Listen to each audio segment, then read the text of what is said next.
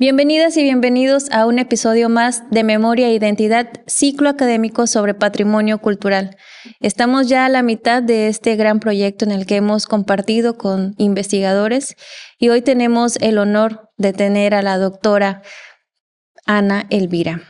Estamos también muy contentos porque este proyecto ha traído a varios universitarios con nosotros en los que ellos también han podido aprender y en esta ocasión, después de 2 actividades, la primera el taller, la segunda el conversatorio y hoy tenemos la grabación del podcast.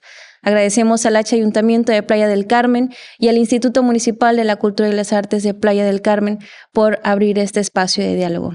Maestra, doctora, bienvenida. Muchas gracias.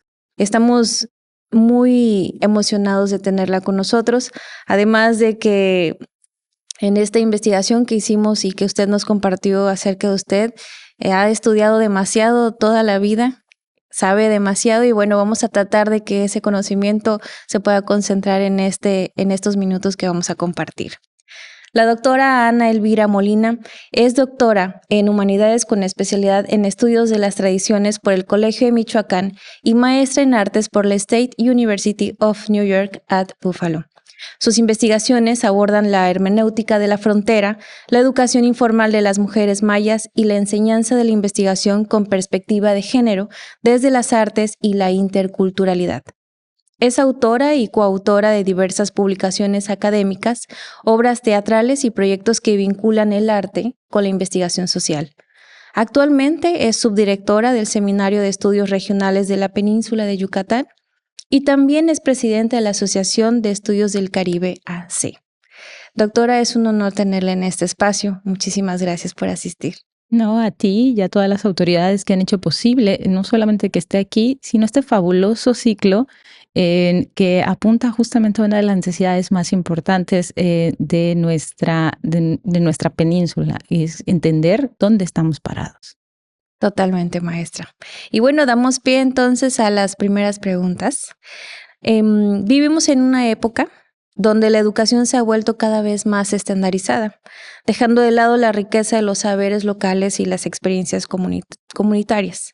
En este contexto surge el enfoque de la pedagogía del territorio, que nos invita a aprender desde el lugar donde vivimos con nuestras historias, paisajes y memorias. De esta manera, pasamos a la pregunta y dice: ¿de qué manera este enfoque puede transformar la forma en que entendemos la educación en el Caribe mexicano? Esta pregunta me parece fabulosa porque implica y reconoce nuestra agencia sobre el territorio. Cuando empecé a trabajar el concepto de pedagogía del territorio con un grupo de maestros y maestras de las comunidades rurales, particularmente vinculados a la educación indígena, pues me di cuenta de la profunda necesidad que había de contrarrestar estos grandes discursos nacionales en los que ni el Caribe ni nosotros tenemos cabida, porque pues todo yucateco o peninsular sabe que cuando empiezan a contar la historia de México, uno alza su mano y dice: en mi pueblo no pasó así. Y eso nos queda muy claro. Pero esta excepcionalidad, ¿por qué es? ¿No? ¿De dónde viene? Y tiene que ver con nuestro territorio y dónde estamos parados. Y cuando dejamos de ver hacia afuera y empezamos a ver hacia adentro y empezamos a descubrir y a redescubrir cómo estamos viendo y existiendo en nuestro territorio, nos damos cuenta de que hemos aprendido y cómo ser y estar en el mundo de maneras diferentes, a cómo lo han hecho otras personas y otras comunidades. Y que nuestro Caribe también es diferente. Sabemos que pertenecemos al Caribe, pero no al Caribe que nos han contado tampoco dentro del macro discurso del Caribe, sino nuestro Caribe tiene su especialidad, Claro. su especificidad, y que tiene que ver con reconocer una población indígena activa, rebelde, comprometida, que no está dispuesta a acceder a los grandes discursos de la colonización, pero que ha estado en diálogo por siglos y siglos con este ejercicio de colonización. Pero aquí estamos sobreviviendo a todo el proceso, al extractivismo lingüístico, al extractivismo cultural, a los siglos y siglos de colonización, en donde la escuela formal ha sido una de las grandes colonizadoras. Y estamos asistiendo a un momento muy interesante dentro de la educación nacional, y es el cambio del plan y programa de estudios a través de la nueva escuela mexicana. La nueva escuela mexicana, dentro de sus procesos fundamentales y su filosofía de acercamiento al humanismo mexicano, propone reconocer o utilizar un concepto muy interesante que proviene de la geografía humana, el concepto comunidad-territorio. Este concepto de comunidad-territorio, en palabras más, palabras menos, sugiere que hay personas que hacen cosas en espacios específicos. Esas personas somos nosotros, que hacemos cosas que llamaremos nuestra vida cotidiana, en territorios específicos que son nuestras comunidades. Y que los maestros han tenido agencias para resolver estas cosas de hace mucho tiempo, pero siempre en contraste y en oposición al plan y programa de estudios estandarizado. Entonces, por primera vez resulta que ya sabemos, o sea, tenemos luz verde para hacer todas estas cosas, pero hacer esto implica un proceso crítico también, de qué vamos a enseñar o qué no vamos a enseñar, de qué decisiones va a ir tomando el maestro, y para eso está la pedagogía del territorio. Volver a pensar la comunidad como el punto nodal en donde se van a dar todas estas confluencias, cuál es el pasado de este territorio, cuál ha sido su presente y hacia dónde la misma gente de la comunidad quiere redireccionar esta dimensión. Si la escuela es el lugar al que vamos para aprender a hacer y estar en el mundo, ¿qué le enseñamos a nuestros niños y niñas en los procesos formativos, desde la educación en preescolar hasta que hacen su posgrado, los que quieran hacerlo?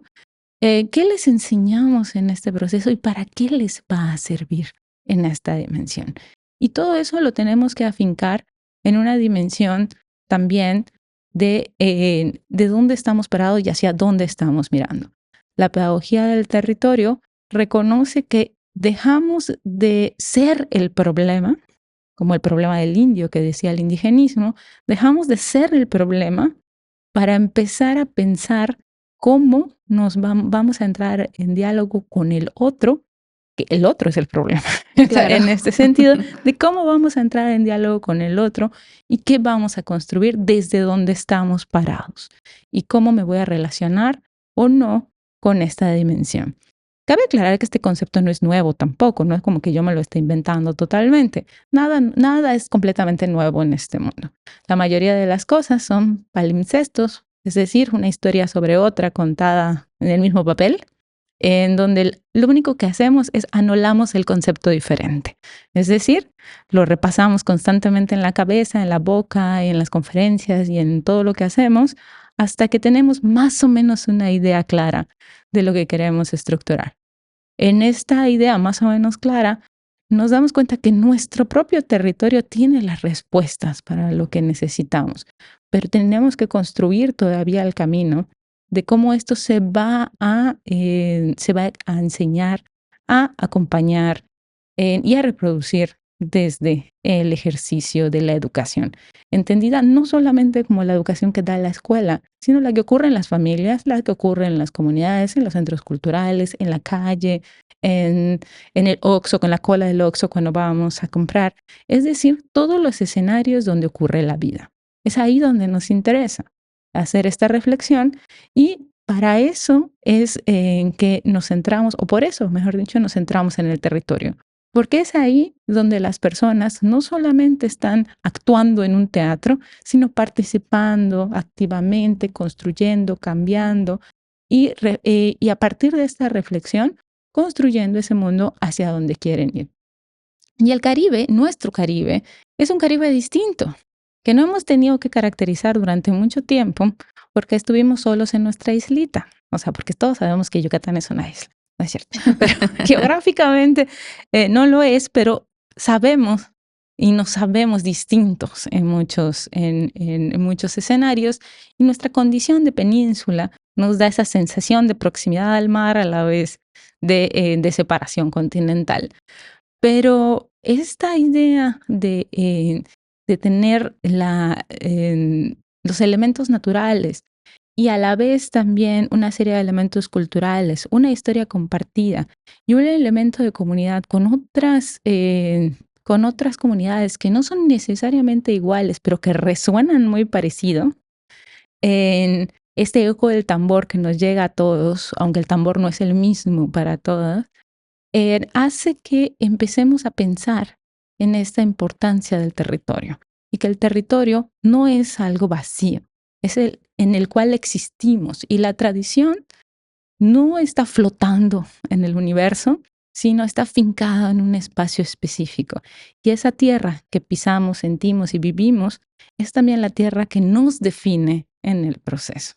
Y en ese espacio está nuestro Caribe, que también es especial en muchos niveles.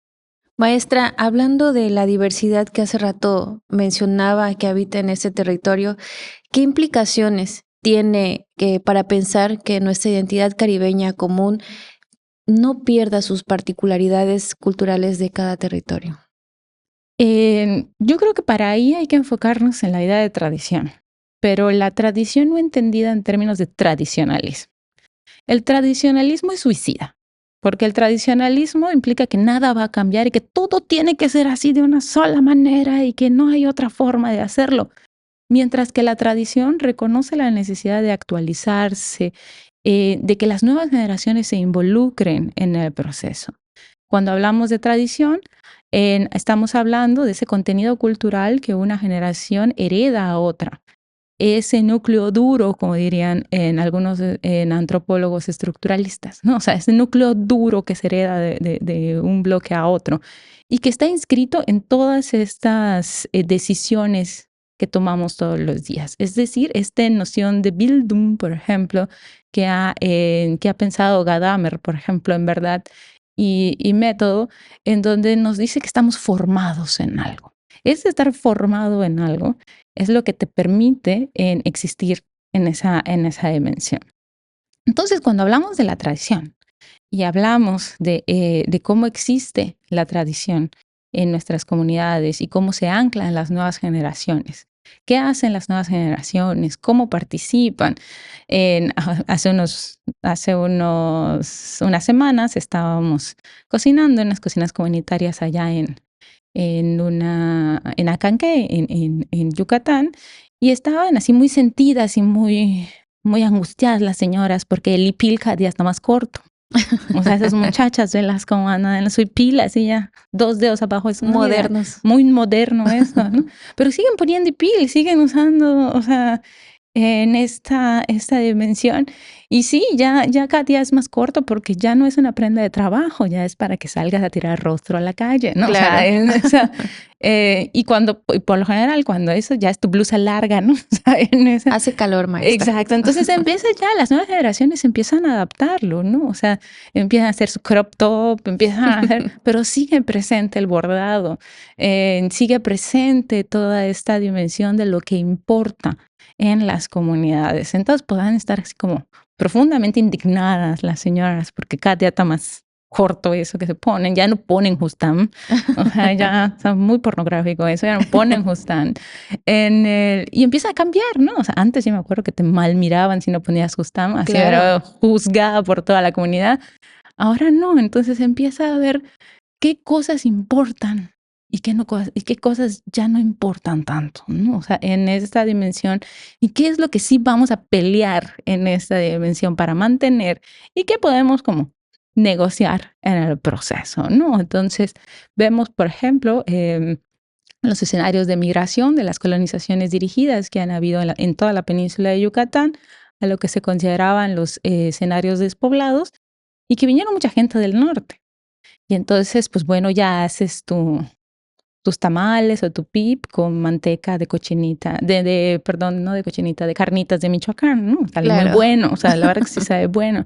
Entonces empiezas a incorporar cosas, pero a la vez la receta del pip sigue siendo la misma, ¿no? Así o sea, pero con nuevos ingredientes, ya le pones castacam, ya le pones relleno negro, ya le pones, o sea, empiezas a jugar sobre un signo que se actualiza con los nuevos elementos. Y lo vemos en la comida, en la música, en el arte y en la vida cotidiana en general, ¿no? Donde los individuos reconocen que hay cosas importantes y esas cosas importantes deben mantenerse. ¿Y cómo van a mantenerse? Cuando las nuevas generaciones las aprendan, las incorporen y su proceso de formación esté dado ahí. Entonces, no importa si hay mantel blanco o no hay mantel blanco, lo importante es que haya el altar en Hanal Pisham y que haya comida, que eso es lo importante. Que si hay su coca, que si su cigarro, que bueno, es que ya el muerto pues tenía sus gustitos, ¿no? O sea, esa es otra, en otra cosa y seguramente pues vamos a encontrar una gran cantidad de memes donde, ¿para qué le pones fruta si nunca lo comió en vida, ¿no? O sea, por eso se Claro, murió, ¿no? claro. O sea, en esa... Entonces, pues bueno, ya se murió, ponle su coca, ponle su trago, ponle, o sea, ya se murió, déjalo vivir, o sea, en esa dimensión. Y bueno, seguimos, y eso es importante, seguimos en comunicación con eso que importa. Y es ahí donde, pues eso adquiere importancia en un Caribe, donde es posible lo uno y lo diverso. Y eso uno y lo diverso que es un concepto de Benítez Rojo, este Caribe de lo uno y lo diverso, tiene que ver justamente con reconocer cuál es esa diversidad que me hace particular, pero a la vez formo parte de un colectivo en el que, bueno, pues, como mi kiwi, no hay problema, aunque sea árabe, ¿no? O sea, lo voy a comer y lo voy a incorporar y le voy a poner chile habanero y le voy a poner cebolla morada y lo voy a curtir, o sea, y lo empiezo a incorporar, lo empiezo a anclar y lo mezclo, lo adapto, lo reinterpreto a través de mi tradición. Que eso es lo importante. A mí no me importa cómo lo hacen allá en su país. Cómo yo lo voy a comer, eso sí me importa, ¿no? O sea, en este proceso, ¿no? Entonces, no vas a ver a alguien comiendo kiwi crudo, porque no, pues eso es de por allá, ¿no? Pero pues ponle que cebolla, ponle, o sea, toda una experiencia asociada a esa necesidad de incorporar eso otro que llega y que no es un conflicto en esta dimensión. Y si es un conflicto, se asume una particularidad a partir de la tradición. Es decir, de ese conflicto, ¿qué voy a tomar y qué no voy a tomar? ¿Por qué sí me voy a desgarrar las vestiduras y por qué no me voy a desgarrar las vestiduras? Que sí y que no. Es ahí donde está esto que algunos autores llaman la lealtad cultural. O sea, eso que no es negociable. Y otras cosas con las que podemos acomodarnos, ¿no?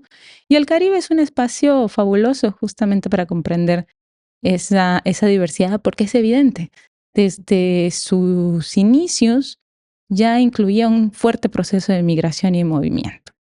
El movimiento en sí ha sido el punto nodal de de todo este ejercicio. Y ese punto nodal también lo vemos desde incluso desde los propios fenómenos naturales, ¿no? O sea, el mismo huracán que le llega a Cuba, que le llega a Puerto Rico, nos puede llegar a nosotros. Y tú sabes que cuando ya le está pegando a Cuba, ya estuvo, ahí viene. O sea, en eso. Entonces, formamos parte incluso dentro de la misma concepción de la naturaleza. Formamos parte de una región en la que tenemos signos comunes, pero a la vez cada uno tiene sus lealtades culturales muy bien fincadas en el territorio. Y ese territorio nos va a definir sí o sí, nos guste o no. Exacto. Maestra, es imposible hablar del Caribe sin mencionar la palabra colonialismo, que no solamente dejó heridas en los pueblos colonizados, sino también una profunda crisis moral. ¿Cómo podemos repensar la historia del Caribe desde una mirada decolonial que devuelva la voz a los pueblos que han sido históricamente silenciados? Yo creo que hay algo bien importante aquí que tenemos que tener en cuenta siempre, y es que para entender el colonialismo y para combatir el colonialismo, primero tenemos que estudiar el colonialismo. Es decir, cómo fue, qué herramientas tuvo, cómo nos creímos el cuento, ¿no? de esta noción. Césaire, en su propio discurso sobre el colonialismo, un texto que para mí es fundamental, habla de las mentiras del colonialismo. Y él dice básicamente que nos mintieron y que nos creímos el cuento de toda esta idea. Y si uno ha tenido la oportunidad de viajar a Europa, te das cuenta de que sí nos mintieron. O sea, la mitad de lo que le dio sabor a su vida vino de aquí. O sea, ellos vivían así como muy triste. Muy desabrido. Muy desabrido, ¿no? O sea, en el proceso. Y que realmente fue su relación con las Américas, de lo que ellos llamaron las Américas, que realmente entraron por el Caribe, ese ombligo del universo, que va a darle sentido a toda su, o sea, a toda su dimensión, tan sencilla como el azúcar. O sea, el azúcar no vino de Europa. O sea, en el café, el jitomate, o sea, una gran cantidad de elementos. Entonces tenemos que empezar por comprender qué es el colonialismo, para empezar a entender cómo decolonizarnos. Y decolonizarnos es un ejercicio permanente, es un ejercicio difícil, a veces hasta doloroso en el proceso, porque es admitir o reconocer cómo fuimos sistemáticamente excluidos y nos creímos el cuento. Hace poco tuve la oportunidad de publicar un texto breve titulado Deberías agradecer, en donde me lanzaron una provocación y lo hizo una persona a la que aprecio un montón, y a lo que yo me había negado por muchísimo tiempo, que es a escribir autoetnografía. Y yo dije, ay, pues yo no tengo nada que contar, ¿no? O sea, hay vidas que son interesantes y la mía no es una de ellas, ¿no? O sea, en el proceso, y yo cuento historias de otros. A mí, los historiadores y los analistas sociales somos chismosos con método. O sea, nos metemos en la vida de todo el mundo, hasta de los muertos, ¿no? O sea, claro. Y juntamos documentos y tenemos teorías acerca de qué pasó, o sea, en todo ese proceso. Pero hablar de uno mismo es bien complicado.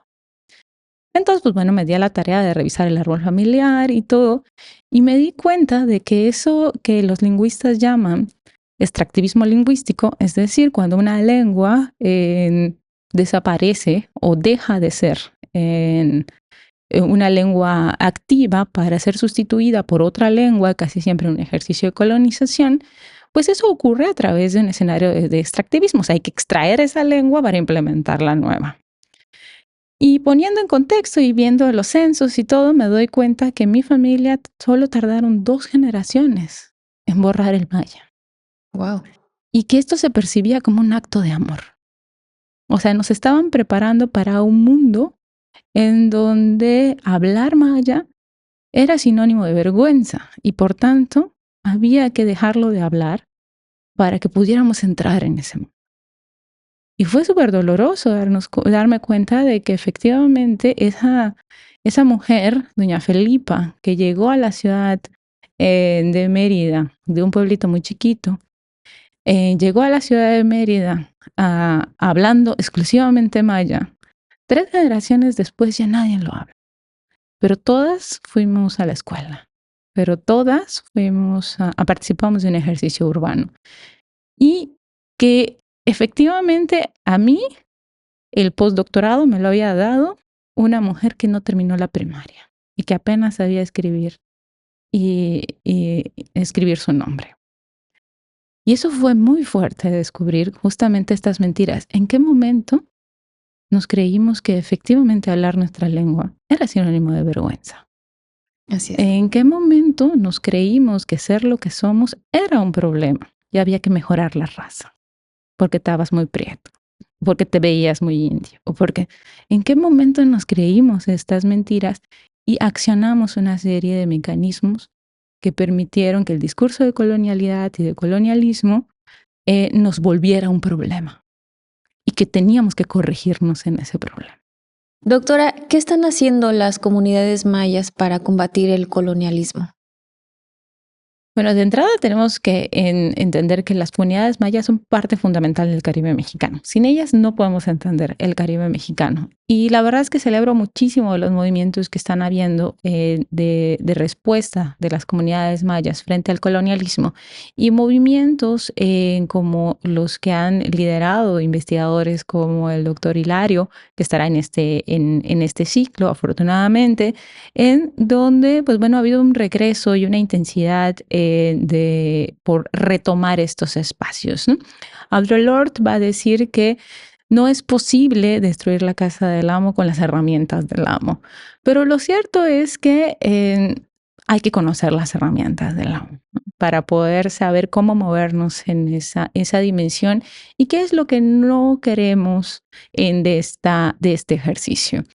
Y por primera vez en la historia, estamos accediendo de la historia colonial y postcolonial, o sea, estamos accediendo por primera vez a una serie de generaciones de jóvenes y ya no tan jóvenes investigadores e investigadoras de orígenes y de familias y con una clara conciencia de pertenencia a las comunidades mayas que han ido a las universidades, que se han graduado de estas universidades y que pueden hablar estos idiomas al mismo tiempo que entienden esta dimensión y que lejos de participar y de creerse la mentira, han trabajado activamente por desmentirla, por estas mentiras del colonialismo, y es justamente donde ha entrado todo este proceso crítico desde donde nos vamos a enunciar, ¿no? Ya no nos vienen a contar ni a vender espejitos, sino ya sabemos desde dónde estamos parados y reconocemos que ya el problema no somos nosotros.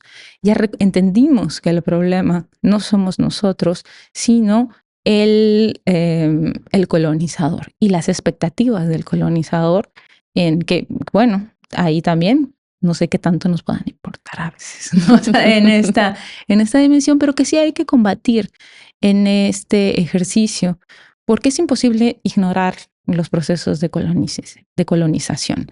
Y ha habido capas y capas y capas de procesos de dominio, y ha habido respuestas a cada una de estas capas de procesos de dominios. Y cómo estamos construyendo es bien interesante, y las comunidades mayas, particularmente en las áreas, en el área del Caribe continental, pues bueno, han hecho un gran trabajo de resistencia, persistencia e insistencia, con intelectuales mayas bien educados, ahora sí, en todo este sentido, de ambos lados, ¿no? O sea, bien educados en el sentido de que han formado parte de comunidades mayas activamente, reconocen el sistema, participan del territorio, tienen vínculos muy claros de pertenencia, y a la vez también conocen cómo funciona este, entre comillas, discurso científico, ¿no? Y han creado interesantes formas de posicionamiento a ese respecto. Entonces, ¿cómo decolonizarnos o cómo construir esto? Implica primero conocerlo para después desaprenderlo, ¿no? Para reconocer cuál es esa matriz que tenemos que desaprender del proceso, ¿no? Donde mi piel no es el problema, donde mi lengua no es el problema. Mi vestimenta. No, en mi vestimenta no es el problema, sino el problema son tus ojos que ven algo que a lo que yo no puedo, ni voy o sea, que yo no puedo acceder y que tampoco quiero acceder a eso, ¿no? O sea, eso es muy interesante en el proceso. Maestra, ayer hablábamos, bueno, usted nos enseñaba acerca del Sikbal, que es la conversación compartida. Y bueno, en la cultura maya esta noción nos da pie a que nosotros abramos un poco más el espectro en cómo nos comunicamos. Por lo tanto, ¿cómo podemos fortalecer la comunicación, la educación y la memoria en nuestras comunidades actuales a través de esta noción del Sikbal?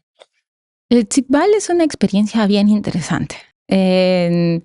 Y la verdad es que para mí descubrirlo y redescubrirlo ha sido un proceso muy ameno en esta dimensión, y que tiene que ver también con un cambio de registro.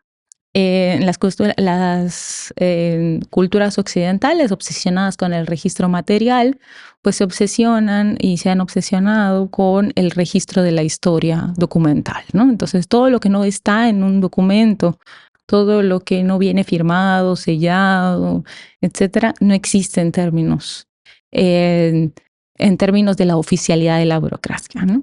Y el Sikbal reconoce la profunda oralidad de los pueblos, de prácticamente todos los pueblos del Caribe, y de otras zonas, que han construido su día a día a través de la oralidad, es decir, esa palabra que construye, que construimos colectivamente. Y el Sikbal es ese momento o este ejercicio de diálogo que no solamente reconoce en un ejercicio entre dos personas, sino que es una no conversación de carácter colectivo. En ese sentido, por ejemplo, que aquí tú y yo estamos platicando bien amenamente, no estamos haciendo Sikbal. porque somos dos hablando, ¿no? Necesitamos que haya una comunidad en este. Si yo me paro a dar una conferencia, no estoy haciendo Sigbal, porque estoy hablando sola. O sea, en ese sentido nadie me está respondiendo. Digo, estoy hablando para un público, estoy participando de un ejercicio de comunicación, pero no estoy haciendo Sigbal. Sigbal implica que hay una relación en comunidad y esa relación en comunidad tiene que ver con justamente este diálogo compartido, esta palabra colectiva en donde vamos a conversar, vamos a tomar decisiones, como les decía ayer, medio en broma y en serio, sobre los temas que nos importan. ¿Cuáles son esos temas que nos importan? Los que importan a la comunidad. Y a veces pueden ser grandes temas de carácter político y a veces pequeños temas de carácter administrativo, ¿no? Desde cómo vamos a responder a los megaproyectos extractivistas o cómo vamos a organizar la cosecha de este año, ¿no? Entonces, en comunidad se habla y se reconocen estas voces de todos, ¿no? Que son diferentes a otros ejercicios dialógicos como la asamblea o otros elementos en donde hay jerarquías. El Tzikbal es una conversación entre todos y esa conversación entre todos nos sirve para tomar acuerdos. Y esos acuerdos a veces pueden ser conflictivos, pues ya saben, ¿no? Uno se sienta en la mesa familiar y platica y se pone a conversar con la familia y terminas peleado, luego te reconcilias, o sea, son procesos muy complejos como las comunidades mismas, ¿no? O sea, para ponernos de acuerdo es un proceso complicado, ¿no? Pero ya las comunidades, particularmente las comunidades mayas, reconocían esta dimensión y reconocían la palabra hablada como una forma de construir el mundo. O sea, y esta forma de construir el mundo se hace en comunidad. No puede ser un diálogo, un monólogo, no pueden ser dos, no puede ser uno, tiene que ser más, tiene que haber comunidad, tiene que haber gente participando de este proceso, ¿no? Y creo que eso es lo que nos propone el Iqbal como filosofía, recuperar el registro de la acción humana a partir de la palabra. La palabra importa. No solamente lo que escribimos, la palabra importa. Lo que estamos haciendo aquí es importante porque es palabra registrada. Eh, pero también reconocer que la palabra de uno no define a todos. Sí. La palabra, yo vengo a dar mi perspectiva, pero seguramente otros investigadores van a decir que quieren hacer Tzibal o reconocen el Tzibal de manera diferente, ¿no? Han habido ejercicios muy interesantes justamente que tienen que ver con reconocer a los pueblos indígenas a partir de cómo quieren ser presentados en cada uno de estos elementos y culturalmente, ¿no? Y vemos en estos escenarios de escenificación, de producción, de la mayanidad, ¿no? O sea, esta idea del Caribe para ser vendido, de los pueblos originarios para ser vendidos al turista, ¿no? O sea, que nos molestan profundamente y nos hieren, ¿no? O sea, donde nuestras tradiciones más íntimas se vuelven escenarios de consumo, ¿no? Entonces, bueno, en eso justamente es volver a ponerlo en el diálogo y ese diálogo pues se hace a través justamente de qué nos molesta, qué queremos, qué no queremos, cómo lo queremos en el proceso. Yo ayer les decía que a mí me encanta la idea de anular. Esa es una metáfora que a mí me explica muchas cosas y así me la paso todo el tiempo, ¿no? O sea, se me hace justamente que la palabra hablada es siempre un ejercicio muy complejo mental, ¿no? Antes de que uno hable, bueno, no todo el mundo, pero la mayoría de la gente antes de hablar, pues ha pasado por un proceso reflexivo, ¿no? De cómo vas a construir el concepto, qué quieres decir, hacia dónde lo quieres llevar y cómo lo quieres construir. Y colectivamente también cambia, ¿no? Cuando lo socializas, cuando esa palabra hablada se socializa en una comunidad, cambia y al cambiar, pues da también sentido en el proceso, ¿no? Entonces esto a mí me parece fabuloso del Iqbal y es para mí hacer Iqbal o entender el Iqbal como postura filosófica y metodológica de comprensión de las comunidades en el Caribe, pues de entrada establece nuevas formas de comprenderlo, ¿no? O sea, la palabra de uno no es la palabra de todos.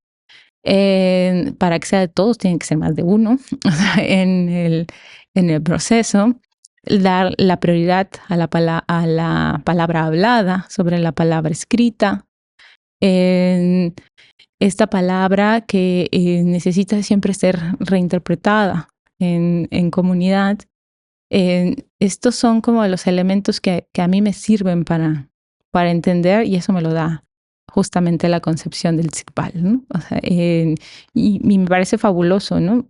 Pongo a pensar, por ejemplo, en la carta de Canicap, donde en los pueblos mayas se están reflexionando, por ejemplo, de cómo los medios de comunicación o incluso estos activistas que quieren hacer preciosos videos sobre las comunidades, cómo tienen que usar sus datos, cómo quieren ser referenciados en eso. No es solo voy y tomo foto, cómo quiero esa foto. Y eso me parece que es justamente lo que nos toca, ser más activos en eso. Y reconocer el Iqbal permite que múltiples voces, no solo las autorizadas, lo entren al diálogo, sino múltiples. Qué interesante esto del Iqbal, maestra. También nos lo llevamos de tarea para seguir replicándolo en lo que usted nos comparte. Maestra, hace rato hablábamos del colonialismo y el Caribe continental pues ha sido escenario de resistencia indígena, de luchas por la soberanía, de encuentros culturales que siguen moldeando nuestra identidad. ¿Qué aprendizajes podemos obtener de esta historia de resistencia para comprender mejor la identidad del Caribe mexicano? De entrada tenemos que entender que el Caribe mexicano lucha con capas de colonización. Y en ese y que no es diverso, porque de pronto hay que ubicarnos un poquito en la historia. Cuando el discurso del indigenismo llegó para incorporar a los indígenas a la nación, pues sí, Vasconcelos aparentemente era un chico muy progresista, pero en el fondo había una noción profundamente racista, ¿no? O sea, de que el indio era el problema. Y aunque se veía muy progresista, porque por mi raza hablara mi espíritu, lo cierto es que en el fondo estábamos hablando de una necesidad de incorporación y de blanqueamiento. O sea, había que, para que el indio se volviera mexicano, había que pues quitarle su condición de indio y volverlo mexicano. O sea, había que progresar, ¿no? en esta dimensión. Entonces, las comunidades indígenas, lo cierto es que lejos de mejorar en términos de procesos de decolonización con la llegada de movimientos como la independencia o la revolución, pues lo que sumamos fueron capas y capas de colonización, ¿no? En esta dimensión se van las coronas europeas y llegan los estados nacionales. Los estados nacionales establecen esa dimensión de la unidad a través de la idea de la nación. Y aquí teníamos pues nada más y nada menos que una de las guerras más largas, de las guerras sociales más largas, como ha sido la mal llamada guerra de castas en este proceso. Y pues bueno, había que incorporar este territorio, un territorio complejo, convulso, que fue difícil de colonizar para los españoles y para las coronas, que fue difícil de incorporar a la nación. Y que en general es un territorio difícil.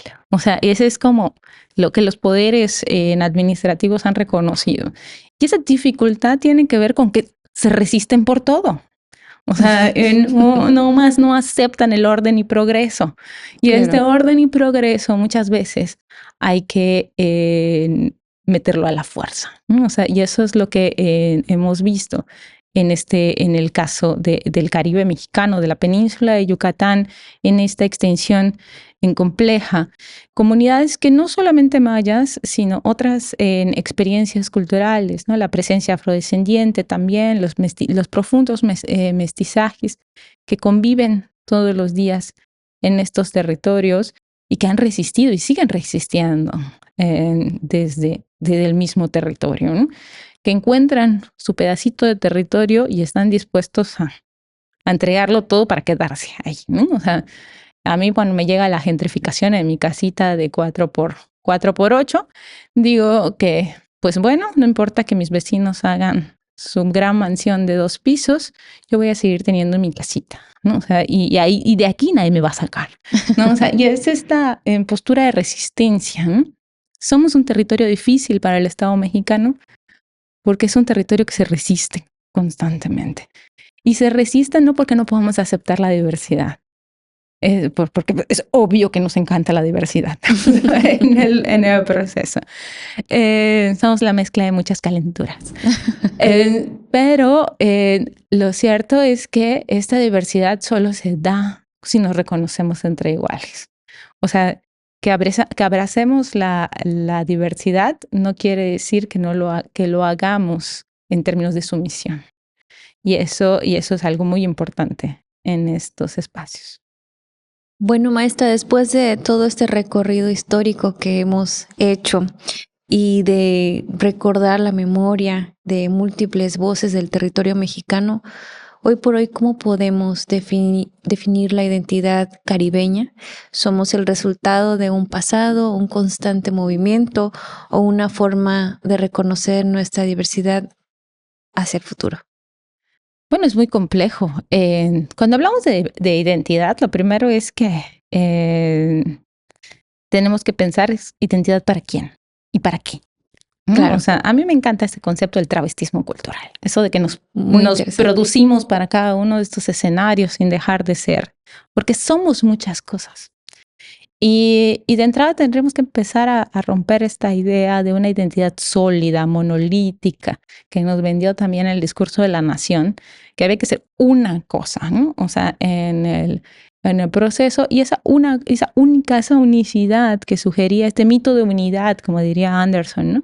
Que da pie a la nación y que permite que la nación se mantenga aglutinada frente a la idea de que todos somos iguales, en el proceso, pues convierte a la diversidad en un problema, o sea, en este sentido. Pero los espacios caribeños son bien interesantes porque los espacios caribeños lo que menos tienen es unicidad en su centro. Entonces la diversidad se vuelve la regla en esta dimensión y esa diversidad es imposible clasificarla. Porque, pues bueno, o sea, puedo decir que yo soy maya, pero también soy un poco española, un poco negra, un poco, o sea, un poco de todo, ¿no? O sea, y habrá muchas otras experiencias. Y creo que lo interesante de cómo se están construyendo este ejercicio es lo que, por ejemplo, Homi Bhabha y otros autores han hablado de esta identidad sin garantía. O sea, va cambiando, se va adaptando, se va construyendo, pero que tiene un núcleo en el centro y ese núcleo nos conecta con los otros, ¿no? Glissant ha hablado de esto como una identidad rizomática, es decir, que se conecta en una noción sacada de la biología, que se conecta en sus raíces, pero no en la superficie.